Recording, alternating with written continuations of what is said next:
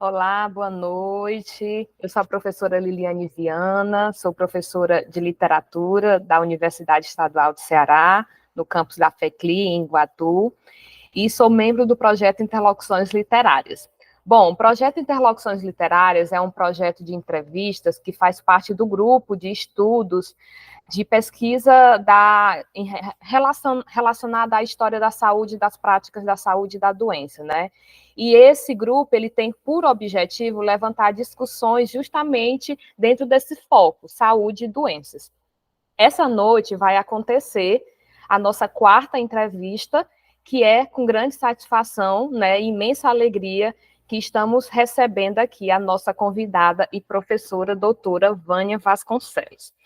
O bate-papo, ele vai ter como tema o livro Um Defeito de Cor, da escritora Ana Maria Gonçalves, e na condução, né, dessa entrevista nós vamos ter eu, Liliane Viana, e também a minha companheira Laura Carvalheiro.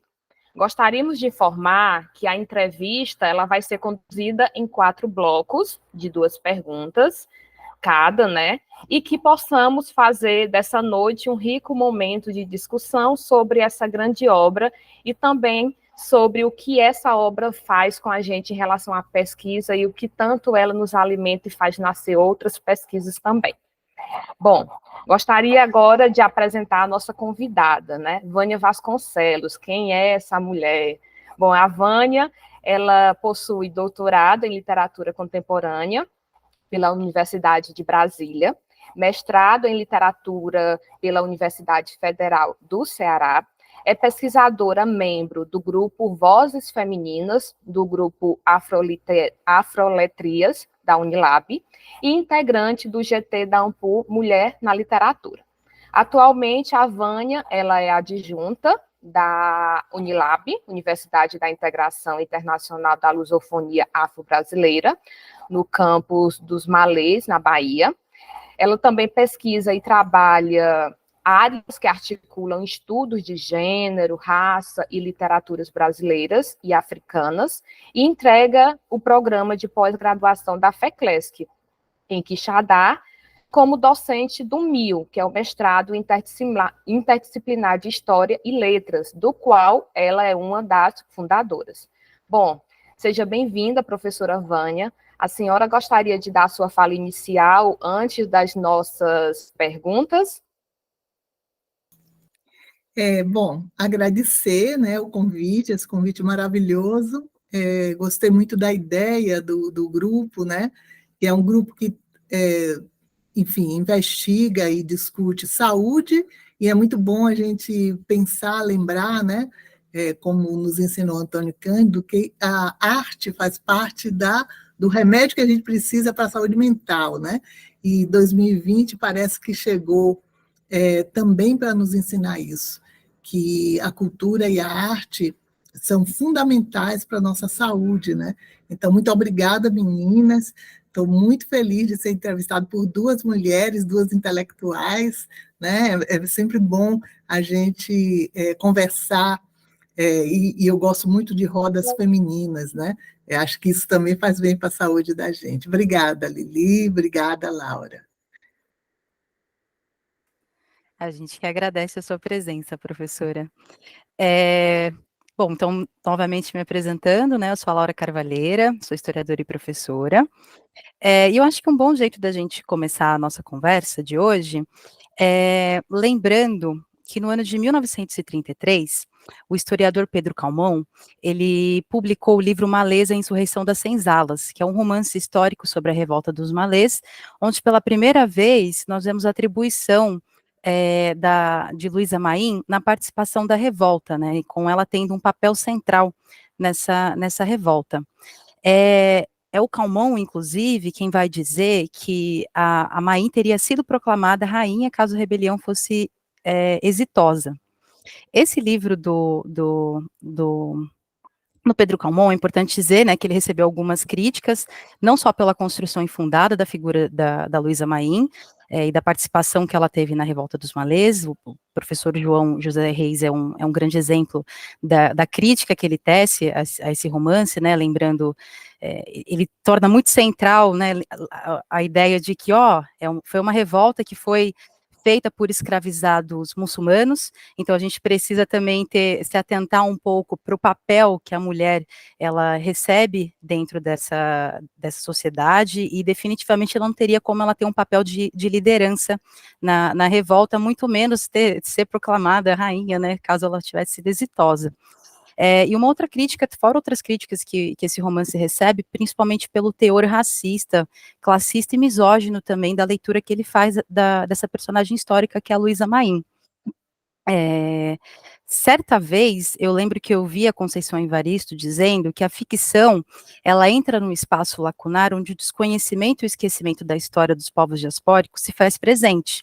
E é justamente por isso que a ficção é capaz de nos salvar, porque o que a história, enquanto ciência, ela não disse sobre nós, ou então falou de uma forma deturpada, ou ainda camuflando, a ficção, ela se apresenta justamente para conseguir nos resgatar, né, porque ela nos fornece uma identidade e até mesmo uma nacionalidade, e vai conseguir preencher o vazio de toda uma trajetória, sendo capaz de nos colar dentro desse solo brasileiro.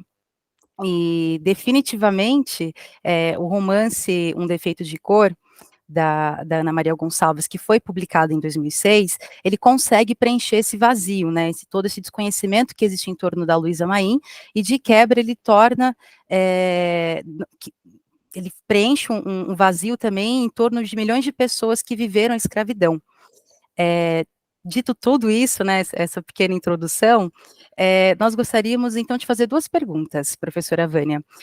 A primeira, se você poderia, por favor, comentar um pouco sobre a narrativa da Ana Maria Gonçalves, né, de como essa narrativa, ela consegue atestar esse poder da ficção na construção de seres afrodiaspóricos, né, nesse processo de autocriação, nossa como afro-brasileiros.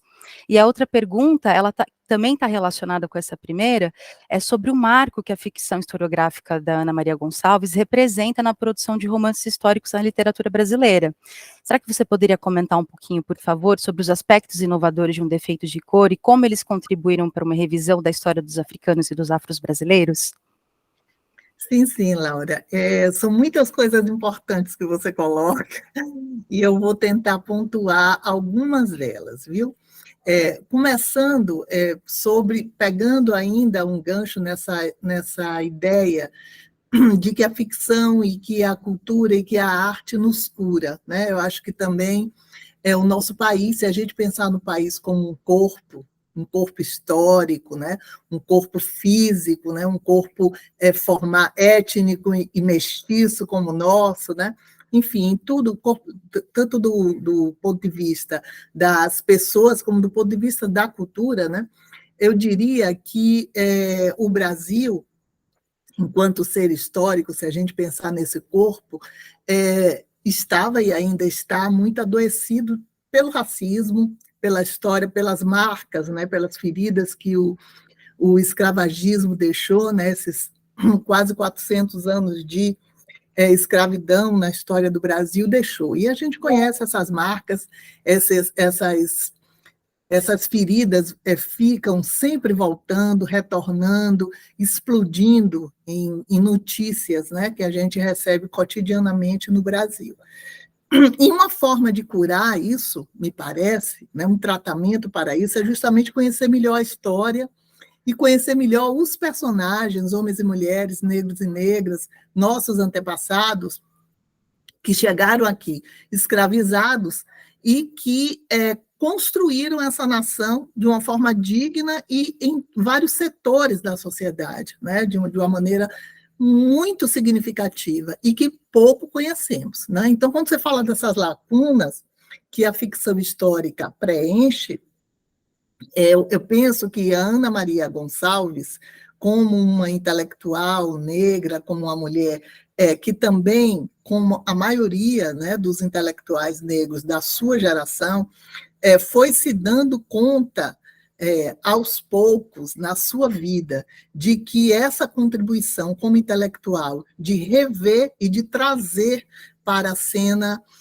principal do Brasil, a história dessas pessoas era também uma missão sua, ela, então, resolve fazer esse romance como não é o seu primeiro romance, mas é um romance que a lança nacionalmente como uma autora, como uma grande autora de literatura.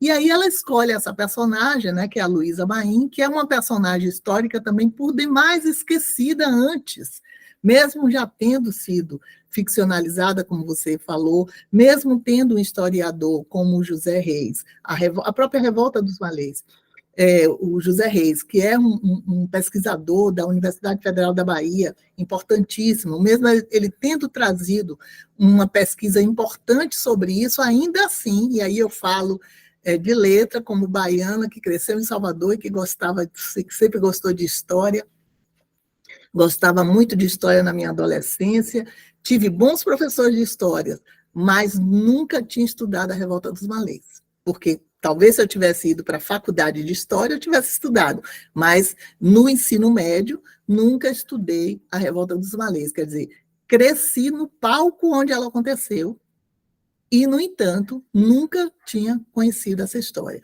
Luísa Maim era, para mim, apenas o nome de uma escola pública que tem lá em Salvador. Só isso, que eu passava de vez em quando e via Luísa Maim. Então, na verdade, quem me encaminhou para esse interesse foi também o Jorge Amado, porque Jorge Amado, olha só, né? Jorge Amado, um escritor que nem trabalha tanto com esse aspecto do resgate histórico, e sim com a ficcionalização de elementos e de personagens da sua contemporaneidade negra.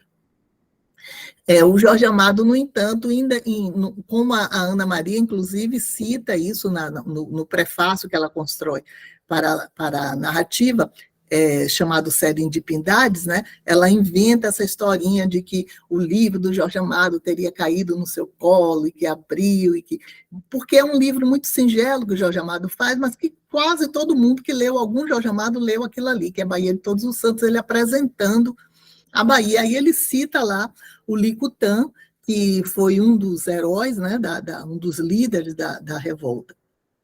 Mas voltando aqui para a história da narrativa, né? Como é que a Ana Maria Gonçalves constrói essa narrativa? A Ana Maria, ela usa estratégias muito pertinentes na construção dessa história. Primeiro, porque ela dá voz à narradora, que é a personagem protagonista, que é a Quendé, né?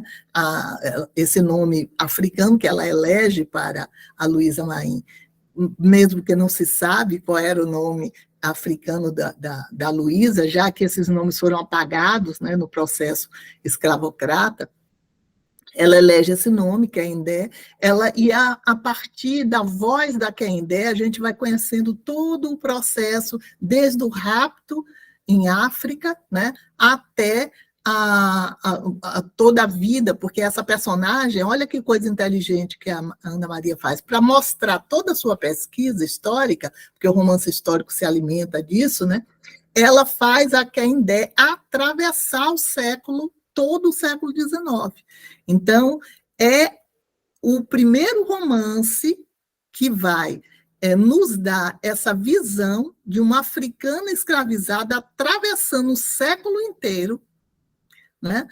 Portanto, nos mostrando todos os bastidores e todos os acontecimentos importantes a partir da perspectiva de uma escravizada. E aí tem muita coisa nessa história, né? Uma delas é que, pensa aí, ela chega aqui menina, chega no Brasil menina, aprende a linguagem do que é a escravidão,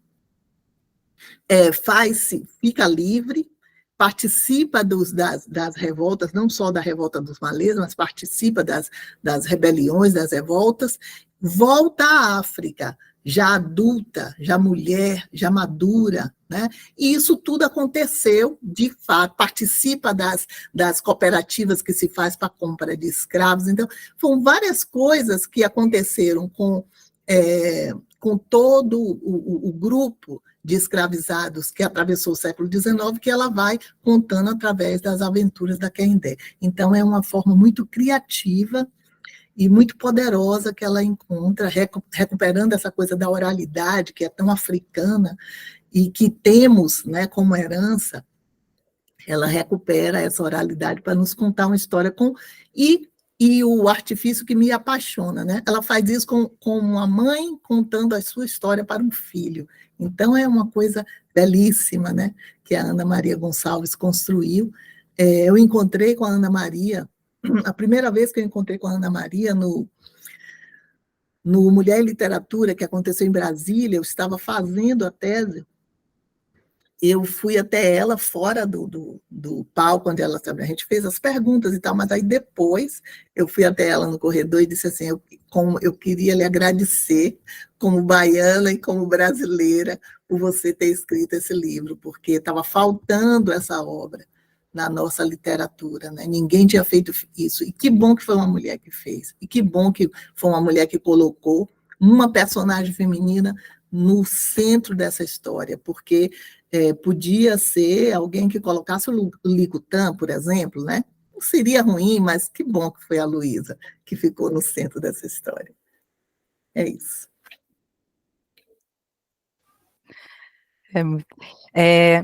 Uma outra pergunta que a gente gostaria de fazer é que no prólogo do livro, a Ana Maria Gonçalves, ela começa a falar com o leitor, trazendo o termo que, inclusive, você acabou de comentar, né, que é serendipidades, que é um termo que é usado para descrever aquela situação em que descobrimos ou então encontramos alguma coisa enquanto estávamos procurando outra, mas para a qual nós já tínhamos que estar, digamos assim, preparados.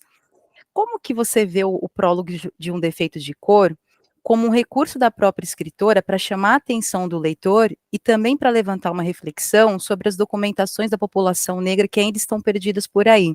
Será que nós poderíamos levantar discussões sobre a cobrança de arquivos, documentações e fatos da existência e ações dos negros e das negras e das ausências de tais documentações, enquanto a população branca, em grande parte, né, para se firmar presente na história do Brasil, ela só precisa aparecer com discursos e opiniões? Pois é, né?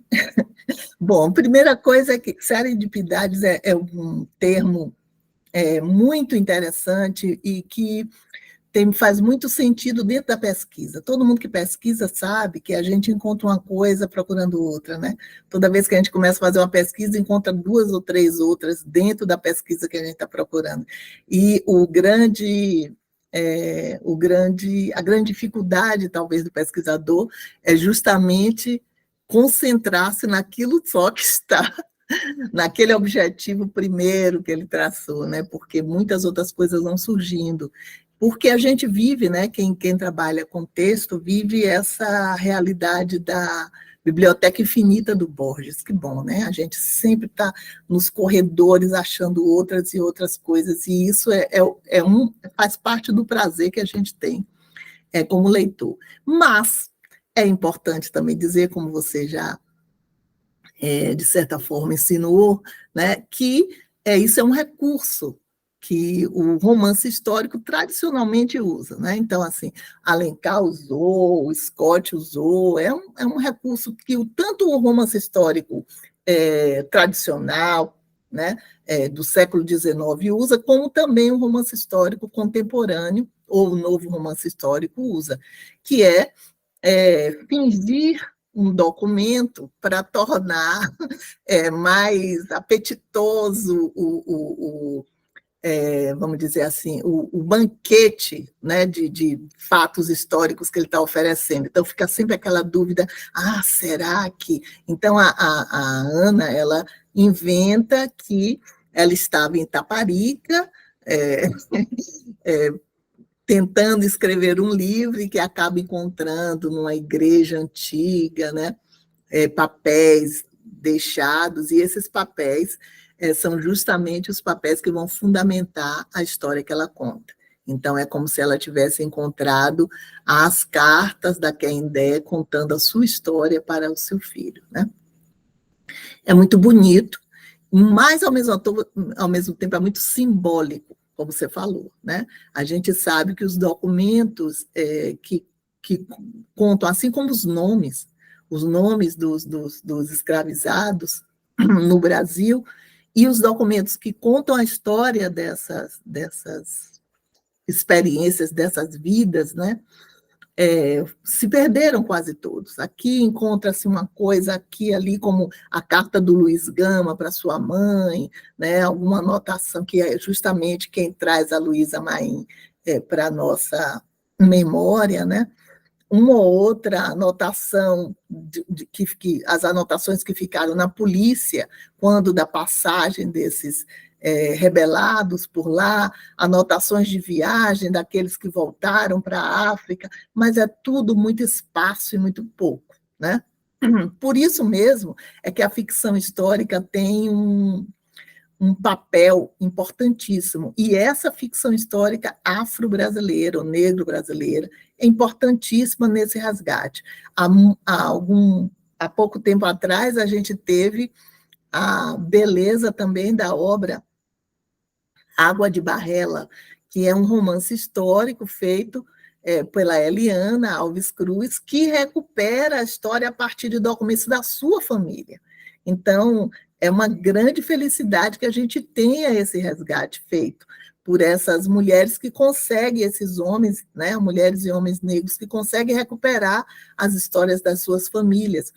É muito pouco, mas nos ensina muito, né? Por menos que seja, nos ensina muito.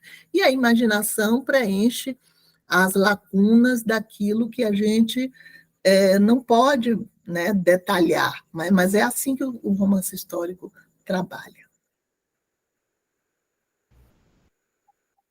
Menina, e quando a gente pensa na Quindé, né, ela vem como a voz primeira, a narradora, então a gente já fica feliz por isso, né, Vânia?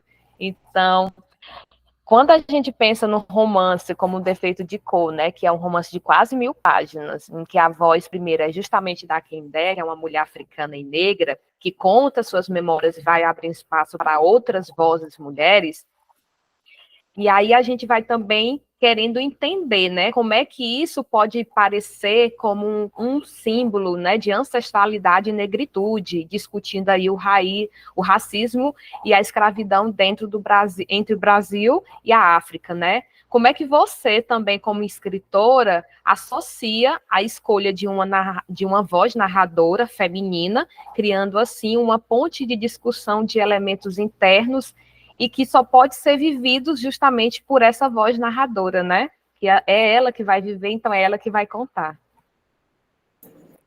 Pois é, Lili, essa é uma grande força desse romance, né? E eu digo sempre que essa questão de ser uma voz narradora e uma voz maternal, eu acho também isso muito importante, né? Porque primeiro que ela situa um aspecto cruel enfim, é até redundante a gente dizer um aspecto cruel dentro da escravidão, né? Mas é um aspecto agravante dessa crueldade, que é o lugar dessa mulher mãe, né?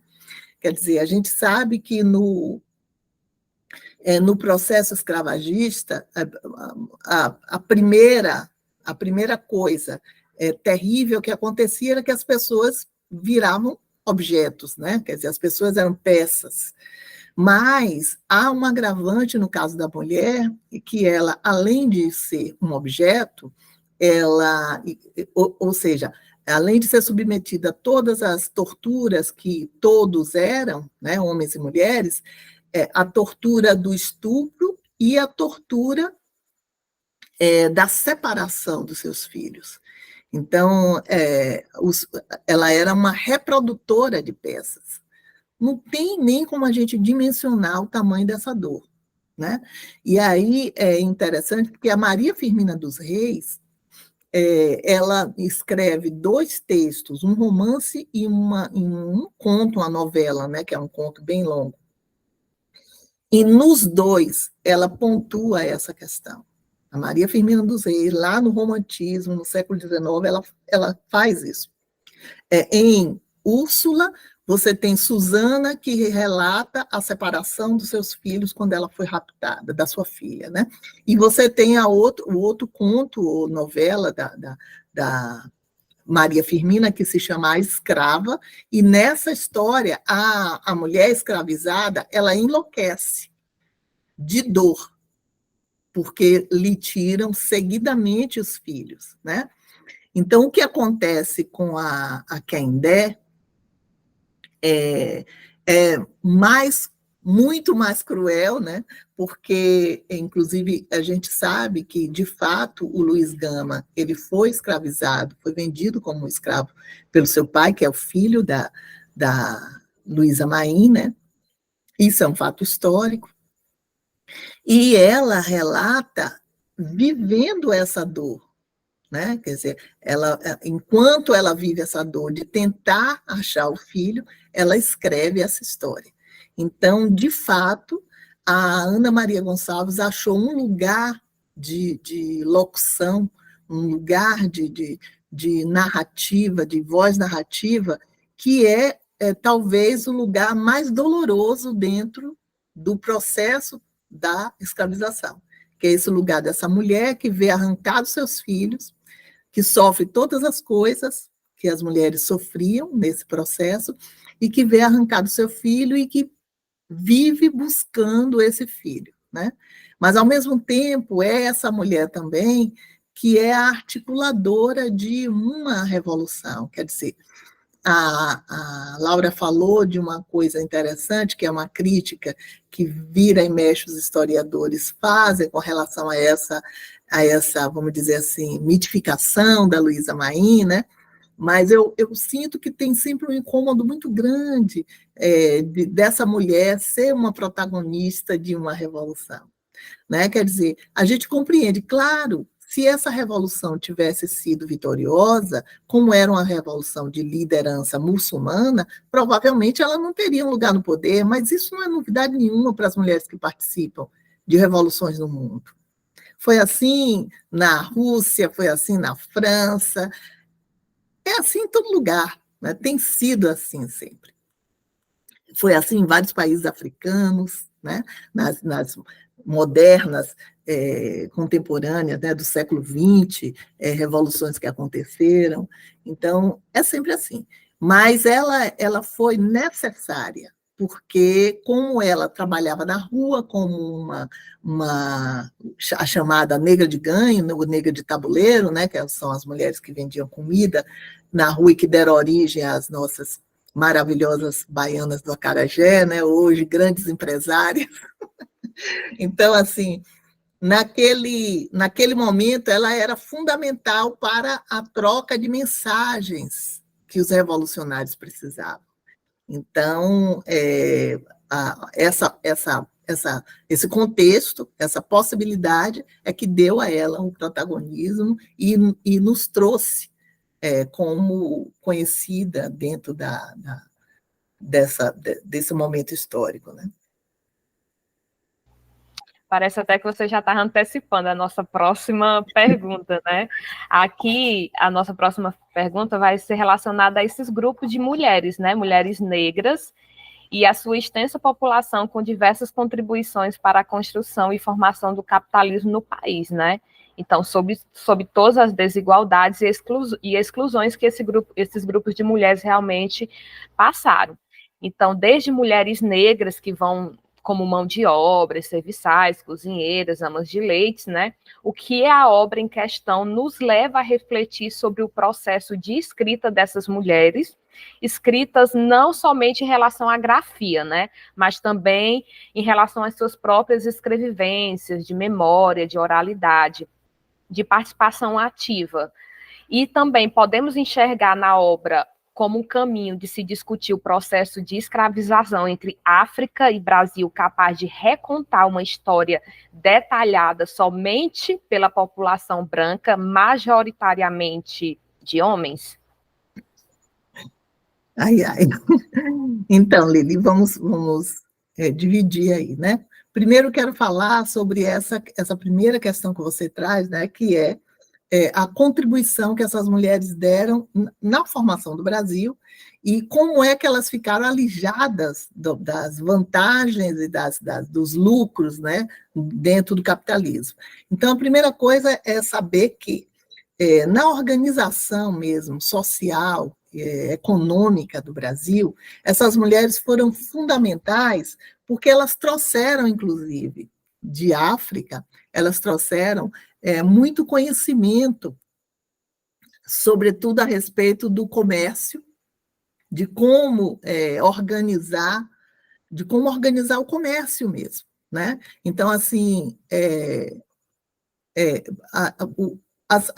existem pesquisas, né, várias pesquisas sobre isso, a Terezinha Bernardo e outras autoras, pesquisadoras da história, trazem isso, que as mulheres eram lideranças no comércio, eu falo dos países e das etnias que vieram escravizadas para o Brasil, né?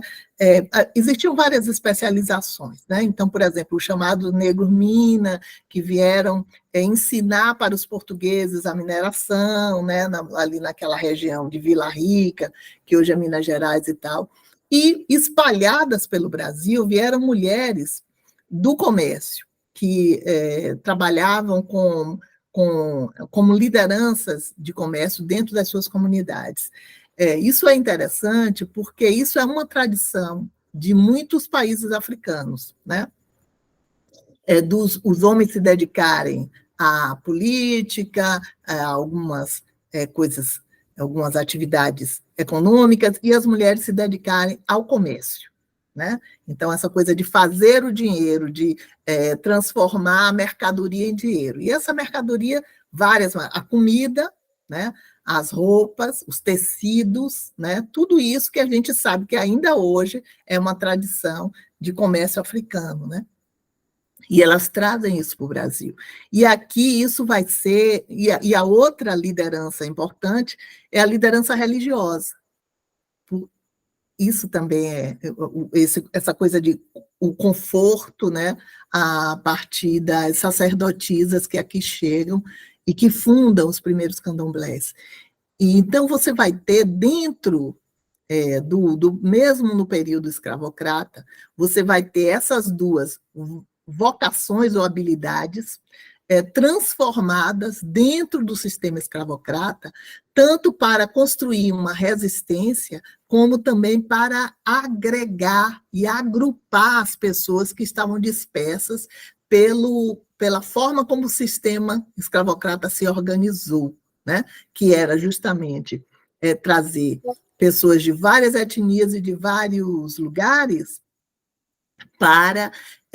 falando várias línguas e com vários pensamentos, vamos dizer assim, filosóficos, e misturá-los para atrapalhar um pouco essa coesão.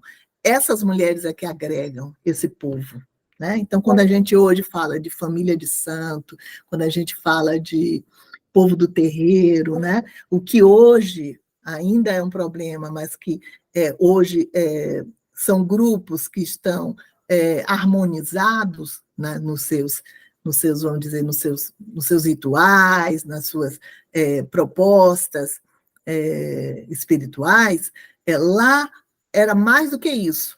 Eram grupos que se ajudavam na resistência a essa crueldade escravocrata, que se juntavam para formar cooperativas e comprar a liberdade, né? Então, essas mulheres foram fundamentais. Na década de 30, no Brasil, tem um congresso afro-brasileiro onde as únicas mulheres que participam são as Ialorixás. Então, elas tinham uma liderança espiritual, agregadora, política. Hoje, a gente já lê isso como uma liderança política, né? E tinha uma liderança, e tinha uma possibilidade econômica que muitas vezes os homens nessa situação não tiveram, que era essa coisa da habilidade do comércio, de vender a comida, de ir para a rua, de ser a negra de tabuleiro, de comprar sua alforria, comprar do outro. Então, nesse momento, elas foram fundamentais para formar essa base, vamos dizer assim, dessa família brasileira que começava a se estruturar, né? E outra coisa que acontece depois, né, é que com o desenvolvimento do capitalismo no Brasil e a organização das cidades, a vinda dos imigrantes europeus que começam a ocupar lugares de poder, né, dentro dos centros, vamos dizer assim, econômicos e políticos do Brasil, Minas Gerais, São Paulo, né, Rio de Janeiro, que começam a se organizar politicamente ali, né? Então, à medida que essas cidades crescem, as funções que essas mulheres desempenham vão sendo cada vez mais, e no pós-abolição, né, vão sendo cada vez mais estruturadas de uma forma precária. Então, o serviço doméstico, o serviço do cuidado, né, o preconceito religioso, tudo isso leva essas mulheres para, mesmo na pós-abolição, para um lugar não de destaque, mas um lugar de subalternidade, né? Mas dentro desse mesmo quadro, é interessante a gente observar como hoje a gente vê que essas mulheres conseguiram empurrar os seus filhos e filhas para uma situação de reverter esse quadro, se a gente pensar ao longo do século XX, né, através do estudo, da militância, da compreensão do seu lugar no Brasil. Então, elas fazem essa base, depois elas são relegadas pela pós-abolição, que é muito violenta também com negros e negras, né, e ainda assim, dentro desse sistema, essas mulheres continuam sendo aquelas que vão empurrar seus filhos para a luta antirracista. Tem um livro organizado pela Jurema Werneck, muito interessante, que é Mulher Negra em Primeira Pessoa, em que ela entrevista muitas mulheres negras brasileiras de várias regiões e que vão falar sobre isso, quer dizer, uma geração de mulheres aí da década de 50, nascidas mais ou menos na década de 50, e que seus filhos e filhas são intelectuais, foram para a faculdade, então é isso, entendeu? É uma reversão também a partir das mãos dessas mulheres. Não sei se eu respondi, Lili, porque eu acabei falando tanta coisa, não sei se ficou alguma coisa faltando. Não, tá ótimo, professora. Inclusive, aproveitando esse gancho, né, já que a gente comentou um pouco também, né, sobre as Yaorixás, né, falou um pouco, entrou no campo da religião, pensando nas violências sofridas pelas mulheres negras e nos estereótipos que são elaborados para sustentá-las, a gente gostaria que você comentasse um pouco, por favor, como que você enxerga a potência dos arquétipos das orixás femininas, das Iabás, na resistência e na compreensão e na construção das experiências diaspóricas, tendo justamente como base essas referências ancestrais e míticas.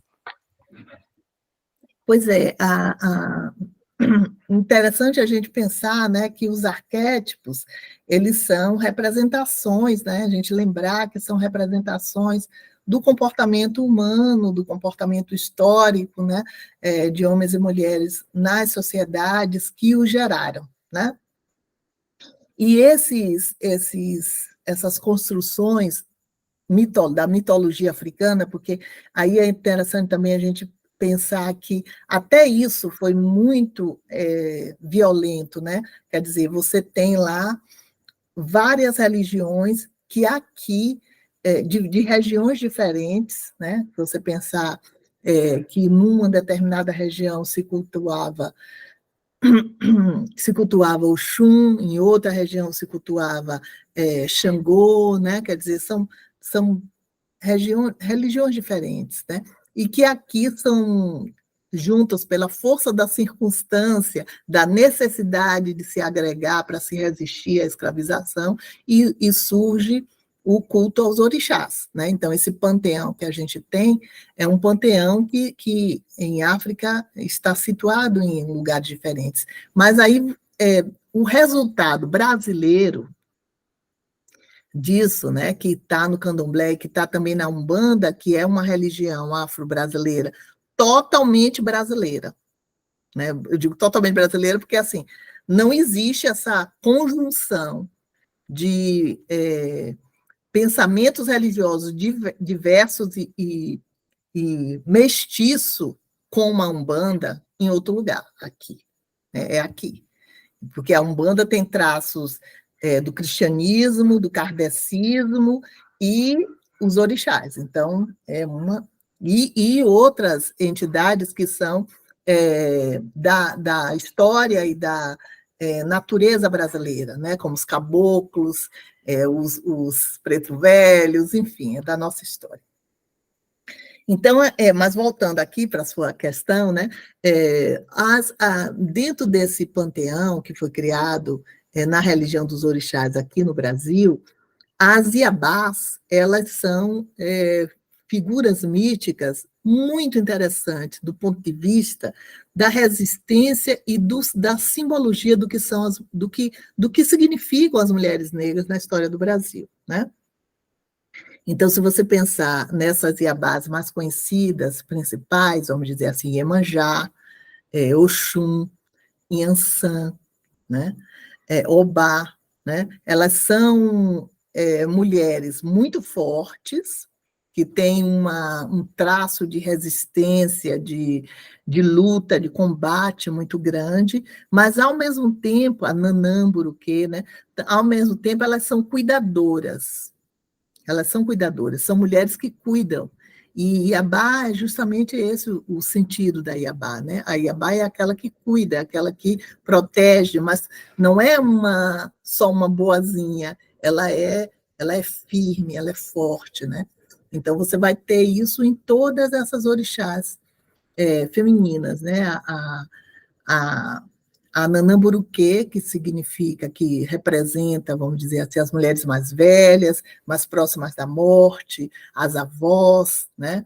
A Iemanjá, que é uma mãe adulta, é a mãe legal, é a mãe da legalidade, é a mãe mais poderosa. A Oxum, que é essa mãe jovem, né? Mais afetiva, mais amorosa. Obá, que é uma guerreira feroz, né? Enfim, todas elas têm um sentido sempre de cuidado, mas ao mesmo tempo de proteção e de combate. Como tiveram que ser as mulheres negras na história do Brasil, né? Sempre assim, sempre cuidando e sempre lutando.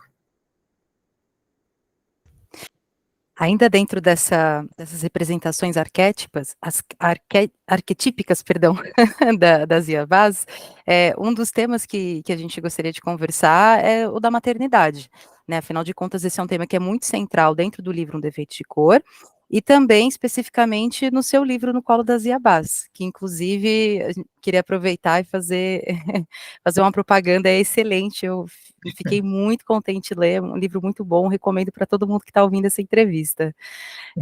A experiência de maternidade da Kendé é uma experiência muito particular, né? Como você já comentou, é uma mulher negra num Brasil imperial, que durante um tempo ela é escravizada, e que em momento algum ela deixa de cultuar os seus voduns, né, os seus ancestrais. Inclusive, é muito nítido como esse maternar da Kendé, ele é também construído e fortalecido na religião, onde as referências ancestrais e míticas parecem emergir nas significações dessa experiência do que é ser mãe, né? Em determinado momento da sua tese, né, do livro No Colo das Iabás, você comenta que na tradição literária, a viagem é frequentemente entendida como um ritual de passagem, como um momento de transformação, de amadurecimento, né, de preparação para as mudanças que virão na vida de uma personagem.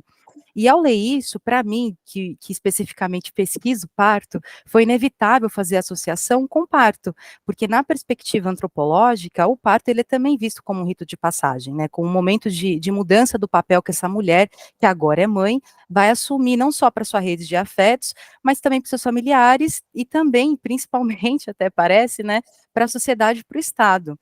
Será que você poderia comentar de novo, por favor, um pouquinho, né, falar um pouquinho sobre os partos da Kendé, sobre essas passagens feitas por ela e as simbologias que recheiam esses momentos e como que as Iabadas estão mais uma vez presentes, guiando a Kendé por essa trajetória da maternidade? Sim. Que bom saber, Laura, que você pesquisa parto, né? É interessante a gente pensar, né, que isso é uma coisa que me interessa muito, ler, né, mulheres nas suas ficções, como é que as mulheres constroem nas suas ficções o momento do parto, como é que elas constroem essas maternidades, né? Eu penso que, sobretudo, nós, mulheres que nascemos no século XX, ao longo do século XX, né, fomos muito, principalmente as que nasceram antes, muito antes de vocês, né, naquele momento em que a gente ainda tinha, talvez, o receio de ter que escolher, né, ser mãe ou ser profissional e tal, era uma coisa muito pesada, né, ainda porque as mulheres ainda são julgadas, né, por serem mães ou por não serem mães, enfim. Mas isso, quando a gente começa a pensar nos feminismos, e como os feminismos, no primeiro momento, disseram para a gente, olha, se quer ser feminista, não pode ser mãe, né? Então, como isso foi se transformando e como as autoras ajudaram isso a se transformar. Primeiro, tirando a maternidade desse lugar mítico e idealizado, que só quem não vive a pressão do que é ser ou não ser mãe é que coloca a maternidade no lugar idealizado, né? Tirando do lugar idealizado, complexizando, né? E associando isso a uma experiência muito rica, mas muito difícil. Então, as mulheres vão escrevendo muito sobre isso. E uma coisa interessante é que eu agora estou pesquisando muito outras escritoras, né? Não as que eu pesquisei até fazer a tese, mas enquanto eu estava pesquisando para fazer a tese, eu fui vendo o quanto era comum que as mulheres trabalhassem com essa complexização e associando a um sagrado de forma diferente do que os homens faziam. Então, os homens associam sempre, os escritores, né, a uma imagem daquela mulher mãe que se sacrifica, que renuncia a tudo, que está, sei lá, ao lado de Maria Santíssima, né? Sem querer de jeito nenhum desconstruir o ideal que a gente tem em Maria Santíssima, que eu também sou devota, mas é assim, que fica uma coisa cristalizada e única, né? Como se as experiências das mulheres fossem todas iguais. E aí vem essas escritoras, né? Como Ana Maria Gonçalves, como Conceição Evaristo, como Toni Morrison, né? E que vem mostrar para a gente outras maternidades, de forma muito mais complexa e muito mais verdadeira e muito mais verossímil, né? Então, a Ana Maria, a personagem que é Indé, ela é uma personagem associada ao arquétipo de Oxum, que é um orixá que representa a fertilidade, porque é a mãe jovem, né? Portanto, a mãe fértil, né? E toda a vida dela é marcada pelos partos, né? O parto realmente, como você falou, é um rito de passagem. A cada momento em que ela vivencia um parto, é um momento diferente da vida dela, né? Então, ela tem o primeiro parto, que é extremamente fruto de uma violência, né? Mas que é extremamente simbólico como ele acontece, porque ela está entrando na cidade de Salvador, sai daí, ela atravessa, né, o mar, e aí ela também deságua com seu filho. Então é poético, é bonito, é lindo, e ao mesmo tempo ela está entrando numa nova fase da sua vida, né? Em outro momento. Então a construção da Ana Maria realmente é muito preciosa, ela é muito cuidadosa com a narrativa que ela cria para essa personagem, né? Aí o outro momento em que ela vai ter o outro filho, né, que vem a ser justamente o Luiz Gama, né? Esse filho é fruto de uma opção, de uma escolha, de um amor, ela está apaixonada, ela quer, né? Então é completamente diferente, é o momento em que ela, vamos dizer, para usar uma palavra bem, bem batida, ela é um momento em que ela se empodera da própria vida, né? Mas isso também tem uma outra consequência que aí não vamos ficar dando spoiler, né? Deixa o pessoal ler o livro. E, por fim, ela tem os gêmeos, né? E os gêmeos é uma concretização também de de um efeito simbólico e ancestral, porque os gêmeos ou os ibejis, eles têm uma simbologia importante na cultura iorubá, e essa personagem é uma personagem que vem justamente do mundo iorubá, né? Então, os ibejis ou gêmeos, eles representam sorte, bênção, né? E aí, novamente, tem uma outra fase da vida dela. Realmente, não vamos dar spoiler, né? Uma obra de quase 1000 páginas, não vamos dar spoiler. Bom, e só para a gente finalizar, né, porque o nosso tempo realmente está bem avançado, gostaria de fazer a última pergunta. Bom, Um Defeito de Cor é um romance composto por 10 capítulos, iniciados por provérbios africanos, né, que aparecem em forma de epígrafes. Para os africanos, os provérbios são também conexões entre os diversos conhecimentos e os saberes tradicionais populares, sobre uma sabedoria ancestral e de oralidade como forma de manter viva também a humanidade e a diversidade de seus povos. Bom, a gente destaca aqui, por exemplo, os provérbios do capítulo 1, que é a borboleta que esbarra em espinhos, rasga as próprias asas, né? Maravilhoso. E a gente também vai ter o do capítulo 8, né? Quando não souberes para onde ir, olhe para trás e saiba pelo menos de onde vens. Então, tais provérbios, eles vêm antecipar situações desafiadoras para também a personagem Indé, né? Que passarão a ser decisivos ao longo da narrativa. Como é que você enxerga tais provérbios destacados na obra e a importância deles para a permanência e a intensificação aí da cultura africana? Assim, a oralidade, né, os provérbios, eles fazem parte da cultura oral, né? E a oralidade, ela registra através de pequenas frases, os provérbios, né, pequenos versos, vamos dizer assim, que a gente pode dizer que são, muito da sabedoria de um povo que repete essa lição ao longo de gerações, né? Então, ainda hoje, mesmo a gente tendo, porque diferente do que muita gente pensa, o continente africano é um continente extremamente urbanizado e culto, né? E letrado, né? Em várias línguas, inclusive, né?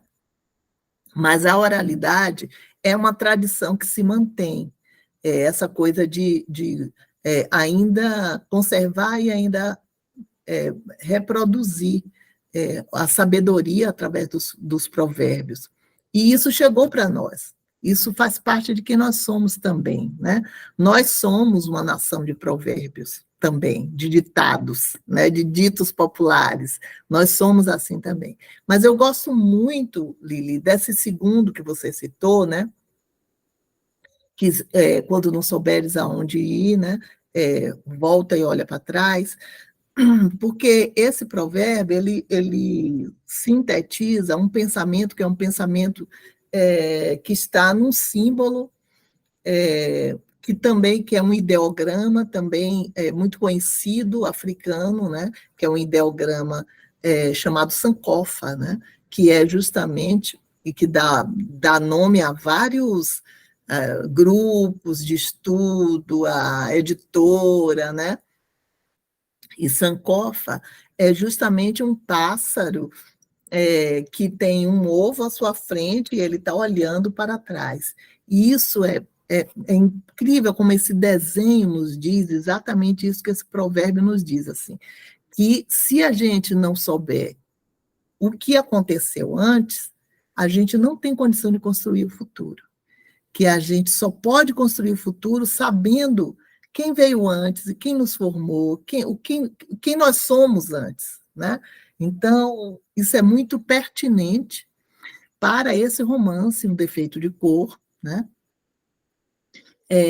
O título desse romance é um título que é tirado de um documento, que no documento se diz, apesar do defeito de cor, né? Então, a gente pensar que no século XIX, um documento era escrito chamando a cor da pele de uma pessoa de um defeito, né? E dizendo que, apesar do defeito de cor, essa pessoa está apta para isso ou para aquilo. Então, assim, isso diz muito quem nós somos ontem, não foi há muito tempo atrás, porque o século XIX foi ontem.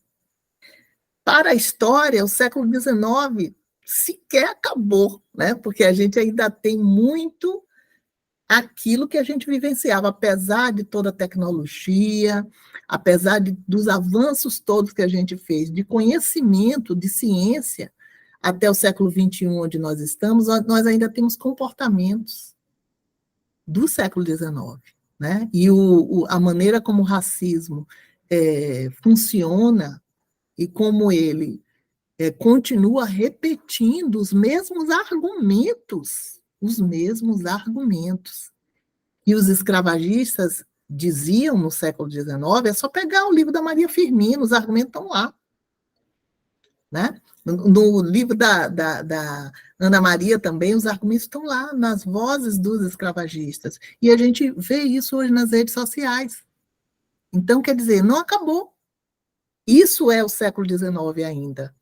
Né? Então, nós somos, em parte, em alguns aspectos, somos século XXI, somos, né? Mas, em outros, nós somos ainda século XIX. E aí, aproveitando lembrar que hoje é o dia da consciência negra, né? E que é preciso que a gente, sobretudo nós que não sofremos racismo, né? É preciso que a gente, o tempo inteiro, traga essa discussão para que o século XIX acabe, para que, de fato, a abolição aconteça, né? Não apenas em novembro, não apenas no dia 20, isso precisa fazer parte orgânica da educação nas escolas, né? É preciso que a gente saia do escravagismo. Ainda não saímos. Eita, Vânia, o que falar, né? A gente gostaria de agradecer muito pela noite. Foi um pedaço assim da noite riquíssimo. Que pena que a gente tem um tempo limitado, mas assim, eu na minha pessoa gostaria muito de agradecer muito por essa sua voz, a sua voz primeira, a sua voz narradora, por estar aqui, por dar voz também a várias outras mulheres, por você ser essa mulher forte, baiana, né? E que você realmente continue sendo essa professora maravilhosa, como você foi para mim e para outras pessoas também. Agora eu vou passar aqui para a Laura. Não, eu gostaria também de agradecer demais pela entrevista. Foi muito gostoso, acho que foi muito significativo, de verdade, no dia de hoje, a gente está gravando essa entrevista. Tem uma importância, uma significância gigantesca mesmo. E para mim é uma honra conseguir conversar contigo, que eu nas minhas pesquisas já tinha ouvido falar, sempre vejo uma referência ou outra, E aí, agora que eu li de vez, consegui ler a tese, eu fiquei encantada, agora entendi por que é que falam tanto e comentam tanto, tá tudo certo mesmo. E conversando, participando dessa entrevista, fiquei ainda mais encantada, só tenho a agradecer em nome do grupo.